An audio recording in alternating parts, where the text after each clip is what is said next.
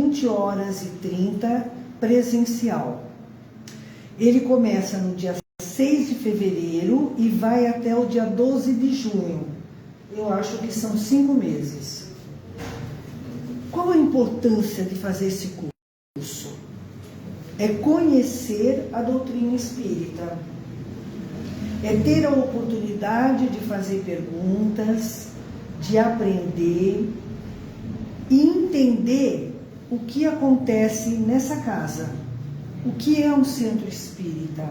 Por que eu faço o tratamento? Por que eu passo por uma entrevista? Onde começou a doutrina espírita? Quem foi o fundador? O que ela nos traz?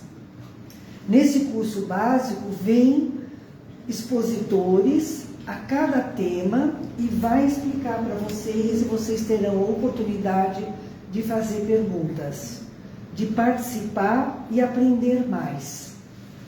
Não se pode estar numa casa, estar numa religião, estar seguindo uma doutrina e não saber o que ela significa, o que ela é, como estar inserida nela e por que estar. Fica aí o convite. É muito importante dedicar, vocês vão dedicar o quê? Quinta-feira, das 8h30 às 10h, a esse aprendizado, que muito vai ajudar vocês na evolução espiritual de cada um, tá bom? Fica aí o convite. Eu sempre falo também da evangelização infantil, que é uma necessidade dos pais em colocarem os seus filhos, as crianças, para começarem a entrar, a conhecer Jesus. E entrar numa religião, entrar numa ética moral, que é o que Jesus nos traz. Então esse é um compromisso dos pais para com os filhos, para termos adultos conscientes e responsáveis, tá bom? Fica também aí o convite. A evangelização infantil se dá aos sábados, das 9h às 10h30, nessa casa. Vamos fazer agora a nossa elevação. Vamos fechar nossos olhos. Vamos sentindo a presença do Mestre Jesus, que nos disse que sempre que nos reuníssemos em seu nome, estaria entre nós. Vamos sentindo as luzes que emanam de suas mãos. Vamos sentindo as bênçãos que chegam até nós. Vamos sentindo a paz que reina nesse ambiente. Vamos sentindo também a presença amorosa do nosso mentor, que está conosco desde que nascemos, nos intuindo, nos inspirando, nos dando a sustentação, vibrando para o nosso sucesso nessa jornada. E assim vamos sentindo um abraço carinhoso desse nosso amigo e vamos pedindo a ele que nos leve até Maria de Nazaré, Mãe de Jesus e nossa Mãe espiritual. Mãezinha querida, dulcifique o nosso coração, nos abençoe, nos envolva em seu manto sagrado e nos leve até seu Filho Jesus. Jesus, Mestre amado, nós te agradecemos pelo Evangelho aqui deixado, por nos sustentar em nossas quedas, por interceder por nós junto ao Pai.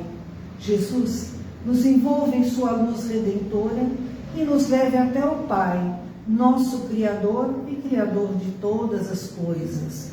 Diante do Pai, de joelho em espírito, agradecemos por tudo que temos, por tudo que somos, pela oportunidade dessa encarnação, pela oportunidade de estarmos aqui, em nome de Jesus. Pai, nós te agradecemos com a oração que teu Filho nos ensinou.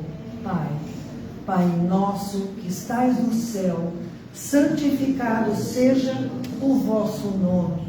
Venha a nós o vosso reino.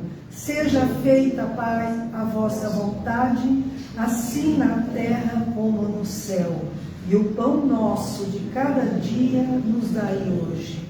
Perdoa, Pai, as nossas ofensas, assim como nós devemos perdoar os nossos ofensores. E não nos deixe, Pai, cair em tentação e livra-nos, Senhor, de todo o mal. Que assim seja, graças a Deus. Hoje a preleção é sobre a fé raciocinada. Fé, nós sabemos que é crer em algo. Existe a fé raciocinada e a fé cega. O que é a fé cega? É aquela que seguimos porque alguém nos disse para crer em Deus, para seguir aquela religião porque ela nos vai dar o amparo que necessitamos. E nós seguimos sem questionar, sem estudar, sem verificar se tem fundamento, se aquilo que nos falam, que nos ensinam, tem a ver conosco, se tem uma credibilidade. E o que acontece com essa fé cega? No primeiro momento que a gente tem algo que nos aflija, no primeiro momento em que nós perdemos um ente querido, um emprego, nós logo vamos ficar desesperados e vamos desistir de Deus. Deus não existe. Se Deus existisse, Ele não teria levado meu filho, Ele não teria levado minha mãe, Ele não teria levado minha irmã, um ente querido. Se Deus existisse, Ele não me deixaria ficar sem emprego, que é o sustento da minha família. Então a gente começa a questionar Deus, porque é uma fé que ela não é inabalável, porque ela é uma fé cega. A gente segue porque alguém nos disse para seguir, os nossos pais, os nossos amigos, ou a gente achou interessante algo que ouviu falar sobre aquela religião e vamos adentrando, sem ao menos questionarmos se o que está sendo falado, que o que está nos sendo pedido tem fundamento. Então isso é uma fé cega. E quando a gente entra nela de uma forma mais extensiva, acabamos caindo no fanatismo, que a gente vê tanto falar a respeito e que às vezes acaba em tragédias. O que é a fé raciocinada? É a fé que a gente busca a verdade, que a gente vai estudar se aquilo que estão nos falando tem fundamento. Por que isso é verdade? Aquilo que é verdade se fundamenta, se tem como provar. É uma fé usando a inteligência. É uma fé que a gente sabe por que está nela. Então, nós não nos deixamos abalar com as circunstâncias. Vamos sofrer? Vamos, somos humanos. Vamos ficar tristes? Vamos, nós somos humanos. Mas a gente não vai questionar Deus. Vai entender que há uma razão para isso estar acontecendo. A gente vai aceitar os desígnios de Deus. A gente vai entender porque a gente está passando por aquele momento. E consegue ficar sereno diante da situação. Mas lá na frente, no caso de um emprego, de outras questões, a gente vai descobrir que aquilo foi o melhor para a gente. Que aquele não era ainda o nosso lugar para progredirmos, para fazermos um trabalho como nós viemos aqui para fazer. Quando a gente encarna, a gente tem um planejamento reencarnatório, onde a gente escolhe a profissão e o trabalho que vai nos ajudar na nossa evolução e atingir os objetivos dessa encarnação. Por isso, Chico dizia que a gente está no lar que nós escolhemos, no trabalho que melhor atende às necessidades da nossa evolução, do nosso crescimento. Então, essa fé raciocinada, ela nos leva a entender porque um ente querido nosso precisou partir. A gente vai buscar esse entendimento e a gente consegue essa paz no coração. Isso é importante. Vejam, Jesus, quando esteve entre nós,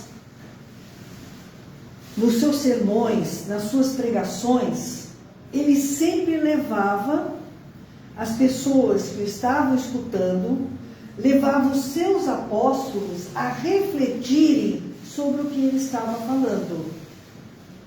Ele não induzia ninguém a segui-lo. Ele instigava a perguntarem, a refletirem, a entenderem o sentido daquilo que ele estava falando. Então é crer pela compreensão, crer pela inteligência. Tem uma passagem, tem várias, né, que ele fala, que mostra isso. Tem uma que ele diz, veja, se Deus veste os lírios do campo, por que ele não vestiria vocês, que são a sua criação? Se Deus alimenta os pássaros, por que ele vai deixar que lhe falte comida? Por isso, na oração o Pai Nosso, fala o pão nosso de cada dia, mas a gente não consegue, a gente quer saber o que vai acontecer amanhã, como vai ser resolvido amanhã, como vai ser o nosso futuro. E a gente esquece de viver o presente. Quando Deus nos disse, darei a vocês o pão de cada dia, mas aquilo, o necessário para que vocês possam crescer. E não a abundância que nós tanto almejamos, que acaba no desperdício. Jesus também falava sobre orar, sabendo o que estava orando, as palavras que estava pronunciando, e não orar uma coisa decorada, sentir o que estava falando, entender aquelas palavras e não recitá-las sem nenhum sentido. Às vezes as pessoas fazem oração decorada com a cabeça pensando no que vai ter que resolver no trabalho, que dali a pouco vai buscar o filho na escola, e a oração é uma coisa decorada. É isso que Jesus falava. Pense no que está falando, sinta o que está pedindo. Isso é a fé raciocinada. Tem um psiquiatra, médico psiquiatra, o Augusto Cury. Ele fez um livro, escreveu um livro onde ele estudou a vida de Jesus. E ele fala, Jesus nunca induziu ninguém a nada. Ele era um educador. Ele levava as pessoas e os apóstolos a raciocinar, a refletir sobre os seus ensinamentos.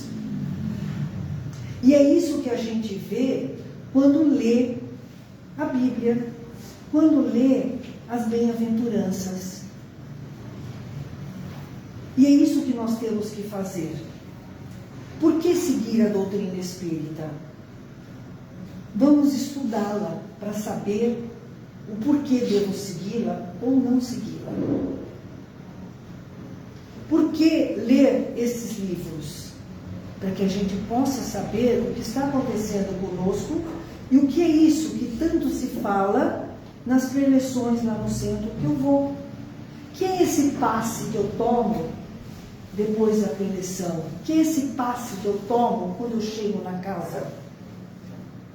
Porque eu faço entrevista e depois de 4 entrevistas mandam a minha ficha e vem o resultado dito por um meu mentor, por um amigo espiritual.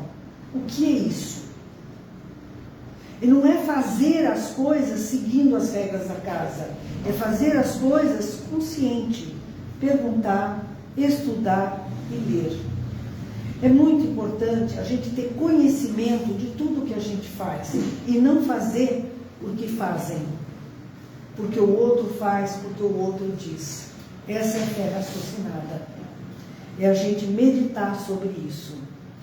Procurem ler, procurem se informar. Isso é importante. Vou indicar para vocês o livro Paulo Estevão. É um livro que fala de uma fé inabalável.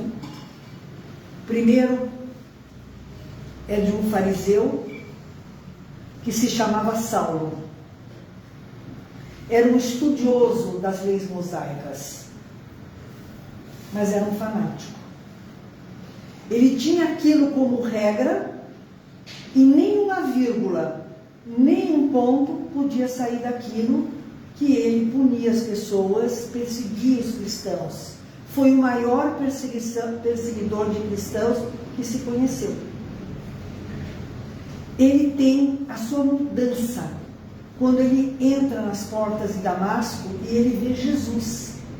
E Jesus diz: Saulo, Saulo, por que me persegues? E ele, nesse momento, ele é tocado e ele pergunta: quem és? Ele diz: eu sou Jesus Cristo, quem você persegue tanto. E ele entende, nesse momento, que ele estava equivocado. E ele se torna o maior defensor de Jesus Cristo. Ele abriu todas as igrejas que a gente conhece. A cidade de São Paulo leva o nome dele, porque quando ele passa a ser cristão, ele deixa de ser Saulo para ser Paulo. Leiam, é importante, vocês vão entender o que é uma fé, o que é uma transformação de uma pessoa, o que é amar a Deus sobre todas as coisas. Fica aí a dica para vocês. Vamos fazer as nossas vibrações finais? Vamos novamente fechar os nossos olhos. Vamos emitir luz através dos nossos sentimentos de doação. Vamos doar luz para o universo, para toda a criação divina. Para que essa luz se espalhe pelo universo, pela criação divina, levando amor, levando paz. Vamos vibrar luz para o planeta Terra. Vamos visualizar Jesus abraçando o nosso planeta, emanando luz de amor, de esperança. Vamos visualizar o nosso Brasil, todo o seu contorno iluminado, essas luzes adentrando pelo interior desse nosso Brasil, expandindo o Evangelho, levando esperança àqueles que tudo perderam, fortalecendo a fé de nosso povo,